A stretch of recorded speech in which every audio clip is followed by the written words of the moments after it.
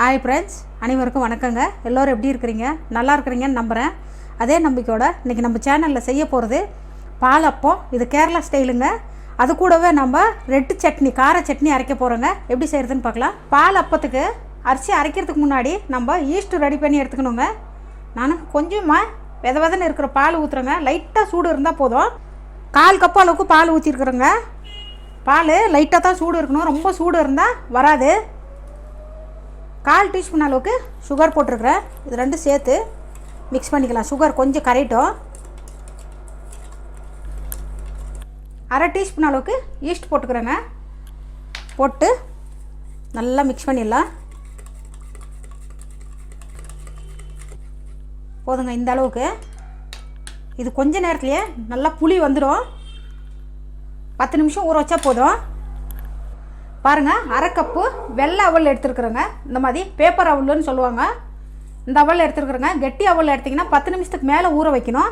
இந்த பேப்பர் அவல் இருந்தால் நம்ம 5 நிமிஷம் ஊற வச்சா போதுங்க. கொஞ்சமாக தண்ணி ஊற்றிட்டு 1/2 கப்பு அவல் எடுத்துருக்குறேன். இது கழுவுறது தேவையில்லைங்க. 5 நிமிஷம் ஊறட்டும், எடுத்து சைடில் வச்சிடலாம். பால் அப்பத்துக்கு தேவையானது பச்சை அரிசிங்க. 1/4 கிலோ அரிசி இருக்குது. பாருங்கள், பச்சை அரிசி எந்த அரிசி இருந்தாலும் பரவாயில்லைங்க. நான் 4 மணி நேரம் அரிசி ஊற வச்சு எடுத்து வச்சுருக்கிறேன். இப்போ நம்ம இது ஜாரில் சேர்த்துக்கலாம்.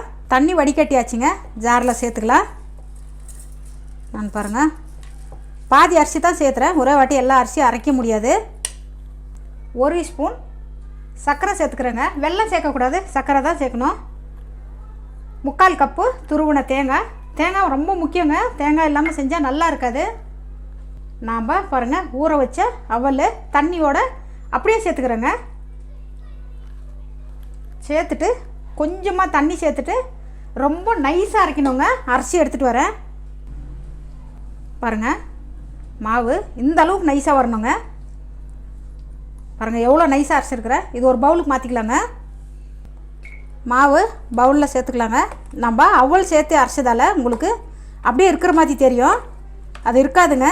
நம்ம மாவு கொஞ்சம் நேரம் ஊற வைக்கிறோம் இல்லைங்களா, அதுக்குள்ளே அது கரைஞ்சிடும். அவல் வந்துட்டு எல்லா மாவும் இதில் சேர்த்துக்கலாங்க. கொஞ்சமாக உப்பு சேர்த்துக்கலாங்க. சேர்த்துட்டு நம்ம பாலில் மிக்ஸ் பண்ணி வச்ச ஈஸ்ட் பாருங்கள் எவ்வளோ புதன்னு வந்திருக்குது. நல்லா புளி வந்துருக்குதுங்க. இப்போ நம்ம இது அரைச்ச மாவில் அப்படியே சேர்த்துக்கலாம். நீங்கள் பச்சை தண்ணியில் கூட ஈஸ்ட்டு ரெடி பண்ணலாங்க. கொஞ்சம் வர்றது கஷ்டம், அதனால் பாலில் ரெடி பண்ணிக்கோங்க. தண்ணி சேர்க்கக்கூடாதுங்க. ஈஸ்ட்டில் இருக்கிற பாலே சரியாக போயிடும் நம்மளுக்கு. நல்லா மிக்ஸ் பண்ணிக்கணும். இப்போ எல்லாம் சேர்ந்து நல்லா மிக்ஸ் பண்ணுங்க. பால் அப்பத்துக்கு வந்துட்டு கேரளாவில் பனங்கல் இல்லை தேங்காய் மரத்தை கல் தாங்க போட்டு 1 நாள் ஆகும் ரெடி பண்ணுறதுக்கு மாவு. நான் வந்துட்டு உடனே உங்களுக்கு காட்டுறதுக்காக ஈஸ்ட் போட்டு காட்டுறேன். ரொம்ப நல்லாயிருக்கும். அதே டேஸ்ட்டு அதே மாதிரி வருங்க. பாருங்க, நல்லா மிக்ஸ் பண்ணிக்கணும். மிக்ஸ் பண்ணுறது மாத்திரம். மாவு பாருங்கள் நல்லா மிக்ஸ் பண்ணியிருக்கிறேன். இந்த அளவுக்கு வரணுங்க. இந்த அளவுக்கு இருந்தால் போதும்.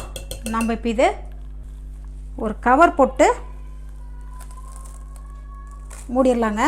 ரொம்ப டைட்டாக மூடினாங்கன்னா 1/2 மணி நேரத்தில் புளி வந்துடும். முடிஞ்சால் எங்கன்னா ஈட்டு பக்கத்தில் வச்சுடுங்க, இன்னும் சீக்கிரமாக புளி வந்துடும். 1/2 மணி நேரம் கழித்து பார்க்கலாங்க. அதுக்குள்ளார இதுக்கு தேவையான கார சட்னி அரைச்சிக்கலாம். சட்னிக்கு வேக வச்சுக்கலாங்க. நான் 1 கிளாஸ் தண்ணி ஊற்றுறேன் பெரிய கிளாஸில். அதுலேயே 4 தக்காளிங்க கழுவிட்டு கட் பண்ணி எடுத்து வச்சுருக்குறேன். காரத்துக்கு 8 காஞ்ச மிளகா போடுறேங்க. உங்களுக்கு இன்னும் காரம் வேணும்னா இன்னும் கூட 4 சேர்த்துக்கோங்க, ரொம்ப நல்லா இருக்குங்க.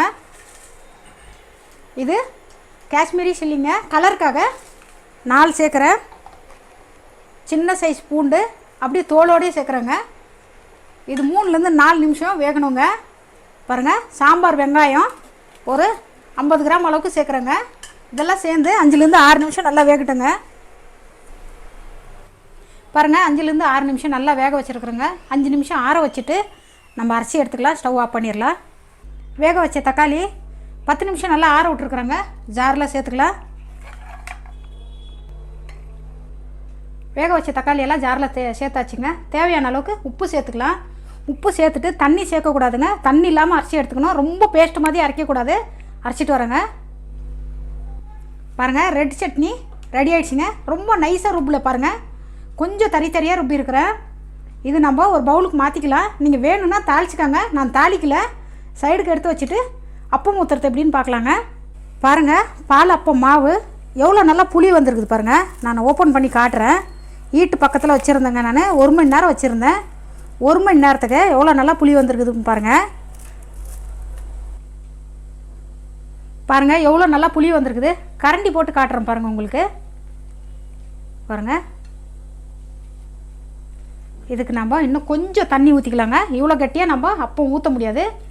1/4 கிளாஸ் அளவுக்கு தண்ணி சேர்த்துக்கிறேன். சேர்த்துட்டு நல்லா மிக்ஸ் பண்ணிக்கலாம்.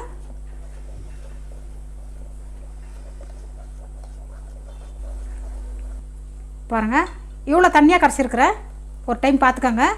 இப்போ நம்ம இதை அப்பம் ஊற்றுறது எப்படின்னு பார்க்கலாங்க. ஆப்பச்சட்டி வச்சுட்டுங்க, காஞ்சிடுச்சு. அப்போ ஊற்றிக்கலாம். பாருங்கள் 1 கரண்டி மாவு போதுங்க. ஊற்றிட்டு பாருங்கள் இந்த மாதிரி ரோல் பண்ணுங்க. போதுங்க இந்த அளவுக்கு. மூடி போட்டு 1 நிமிஷம் வேக வச்சு எடுத்துக்கலாங்க. ஸ்டவ் கம்மி பண்ணின்னு வேக வச்சுக்கணும். பாருங்கள் 1 நிமிஷம் மூடி வேக வச்சுருக்கிறேன். பாருங்கள் அப்பம் எவ்வளோ நல்லா வெந்து வந்திருக்கு. இப்போ ஒரு ஸ்பூனில் எடுத்தாவே வந்துடுங்க. எல்லா அப்பமும் இதே மாதிரி சுட்டு எடுத்துக்கலாங்க.